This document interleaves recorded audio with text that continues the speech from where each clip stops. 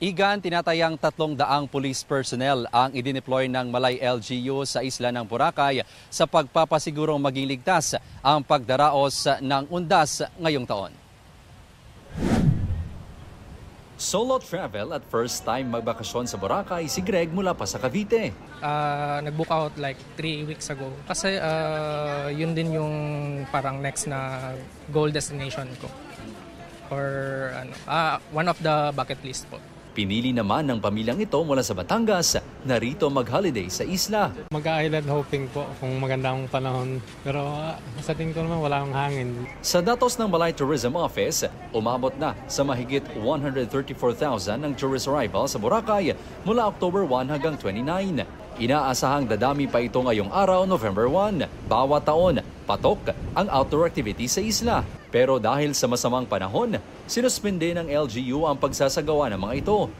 Samantala, ilang residente naman ang bumisita sa sementeryo upang maglinis at magpintura ng mga puntod ng kanilang namayapang mga kaanak.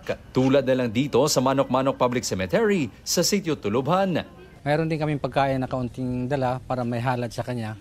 Napinturahan namin para maganda yung tingnan. Siyempre, puntahan natin para masaya rin sila sa kabilang buhay.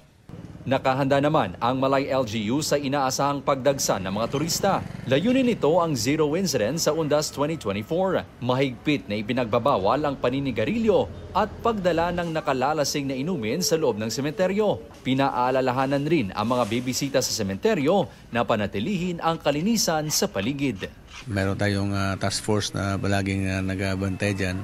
Not only the PNP but other enforcers na kasali dyan. May Red Cross, MDRIMO, MHO.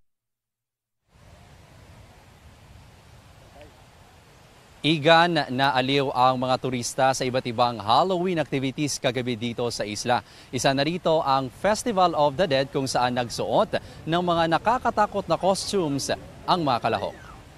Yan muna ang latest mula dito sa isla ng Boracay. Igan? Maraming salamat, Kim Salinas ng GMA Regional TV.